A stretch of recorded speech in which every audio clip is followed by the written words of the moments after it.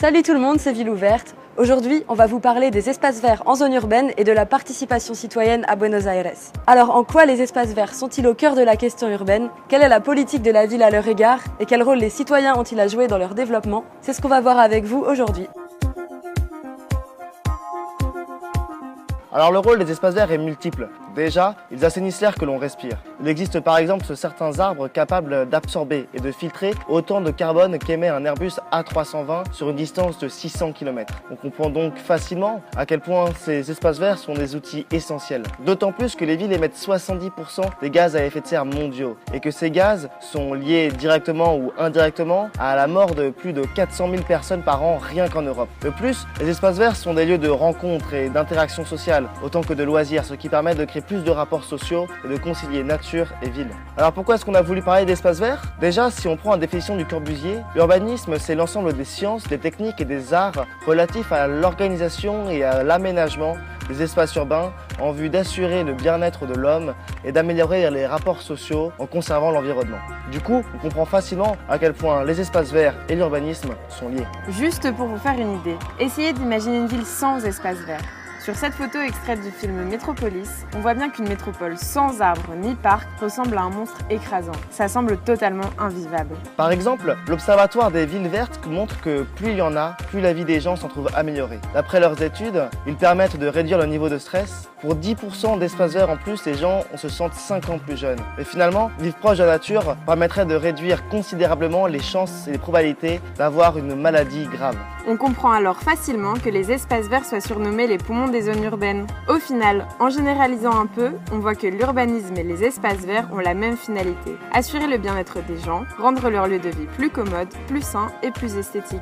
Le problème, c'est qu'à Buenos Aires, il y a peu d'espaces verts. La Organización Mundial de la Salud recomienda entre 10 y 15 metros cuadrados de verde por habitante. En la ciudad de Buenos Aires, en este momento, contamos con 6,5 metros cuadrados por habitante aproximadamente. Et ce chiffre tombe même à 1,5 m² dans les quartiers les plus défavorisés. On voit bien qu'il y a un gros déficit d'espace vert dans cette métropole qui compte 13 millions d'habitants, sa banlieue incluse. À titre de comparaison, Paris, qui a une superficie 2 fois moins grande que Buenos Aires, compte 14 m² d'espace vert par personne en moyenne. Berlin, quant à elle, en compte 21. Concrètement, ça veut dire qu'à Paris, il y a 2400 hectares d'espace vert au total, alors qu'à Buenos Aires, on n'en compte que 1810 en incluant les 3 réserves écologiques excentrées. Parmi ces réserves, il y a la Reserva Juana Tigre qui vient d'être inaugurée, la Reserva Costanera Norte située à côté de la cité universitaire et la Reserva Ecológica Costanera Sur qui est la plus vieille de la ville. D'ailleurs, sa création n'a rien d'écologique. Elle est le fruit de la construction d'une autoroute en 1978 pendant la dictature. À cause de ça, de nombreux quartiers ont été détruits et les débris ont été abandonnés sur la côte du Rio de la Plata. Puis, la nature a repris ses droits. Ce n'est qu'ensuite, en 1986, qu'elle est officiellement devenue réserve écologique. Comparée à d'autres villes, la création et la reconnaissance de grands espaces verts à Buenos Aires sont plutôt tardives. Par exemple, à Paris, les bois de Boulogne et de Vincennes ont été créés dans les années 1850. Alors que fait le gouvernement pour remédier au manque de considération écologique et d'espaces verts dans la métropole? À vrai dire, pas grand chose de concret. Il est bien écrit dans la loi que le gouvernement doit s'occuper du maintien des réserves et le directeur des espaces verts de Buenos Aires nous a parlé d'une des mesures de la ville. Se ha montado todo un sistema contra incendios y últimamente cámaras térmicas que detectan inicios de fuego temprano. Pour ce qui est de la création d'espaces verts, leur nombre a doublé entre 1995 et 2005. Mais entre 2007 et 2013, l'ancien gouvernement n'a que créé 69 hectares, soit l'équivalent de 64 terrains de foot. On voit donc bien qu'encore aujourd'hui, la situation stagne. Este gobierno se ha comprometido a generar 160 hectáreas nuevas de espacio verde. Los desafíos que hoy contamos es que sea accesible, seguro, inclusivo.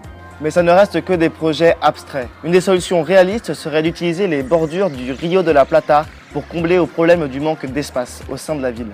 Because of the decision of this government to keep the port, I think we're actually missing an opportunity to urbanize and to improve that area of the city. It's crazy that this is a city that is so close to the river, but we're actually not using it. Finalement, la politique urbaine de la ville concernant les espaces verts s'est développée très tard comparée à d'autres villes. Et surtout, elle reste insuffisante car les projets sont nombreux et le gouvernement n'optimise pas les espaces disponibles. De nombreux citoyens de Buenos Aires ont conscience du manque d'action du gouvernement. Hay una falta de espacios verdes en Buenos Aires muy grave. Es un reclamo constante de la sociedad, que haya más espacios en todos los barrios. Sí, hace rato que estamos esperando que el gobierno tome el protagonismo y se haga cargo del lugar, y eso hace 5 años por lo menos que no ocurre. Dans ce cas, les citoyens peuvent-ils agir pour pallier au manque d'action concrète du gouvernement? Sí, es posible. Se necesita participación, voluntad, compromiso político. Effectivement, depuis quelques années, on observe à Buenos Aires une augmentation de ces initiatives citoyennes sous forme de volontariat ou autre. C'est ce qu'on appelle la participation citoyenne. Et concrètement, qu'est-ce que c'est ? Ce sont des engagements qui s'organisent à l'échelle locale par diverses actions et qui visent à associer plus étroitement les citoyens aux décisions pour influer sur la vie de la communauté. Et c'est super important de parler de la participation citoyenne quand on parle de l'urbanisme. Pourquoi ? Parce que comme on l'a vu au début de la vidéo, le but de l'urbanisme, c'est d'organiser la ville pour optimiser le bien-être des gens. The participation of the neighbors in all the urbanization process is a key point.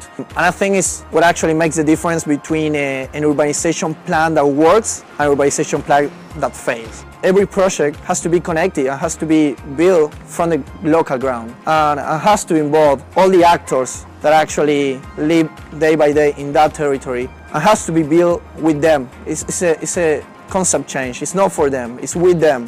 Donc, en étant impliqués, en s'associant et en travaillant ensemble sur des projets tels que la réhabilitation d'espaces verts, les gens créent du lien social. Ils contribuent à améliorer leur bien-être et à faire en sorte que les espaces en question répondent à de réels besoins.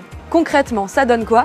On va prendre l'exemple de la Reserva Costanera Norte, qualifiée d'écologique depuis la loi de 2012. Le gouvernement et la cité universitaire sont censés en prendre soin, cependant vandalisme et incendie continuent toujours d'avoir lieu. Un groupe de citoyens engagés a alors créé le projet collectif Juntos Somos un Bosque pour sensibiliser les citadins à la protection de la réserve et plus largement de l'environnement. Leur but est de créer des forêts communautaires en plantant des arbres et de générer les mêmes bénéfices sociaux et sanitaires propres aux espaces verts à travers des festivals. A través de estas campañas, como el Juntos Somos un Bosque, lo que estamos tratando de hacer es que cada vez más gente se anime a autoorganizarse y a hacer plantaciones colectivas en distintas áreas.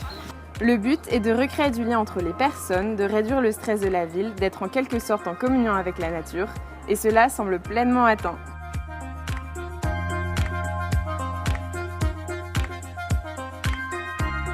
Voilà, on vient de voir avec vous ce qui se passe à Buenos Aires en termes de politique urbaine des espaces verts et de participation citoyenne. Ici, comme ailleurs, le travail du gouvernement est complexe et a besoin de temps pour se mettre en place, même quand il y a de la bonne volonté. Et c'est pour ça qu'il est nécessaire qu'il y ait un engagement des citoyens pour faire avancer les choses. Aussi, on vous a parlé de Juntos Somos un Bosque à Buenos Aires particulièrement, mais ce projet est en train de s'exporter partout en Amérique latine et est déjà présent au Mexique entre autres. Maintenant, si vous souhaitez agir, c'est possible. Il existe plein de projets dans la même optique à travers le monde, dont en France. On vous en met quelques exemples dans la description. Voilà, c'est tout pour aujourd'hui. On espère que la vidéo vous a plu.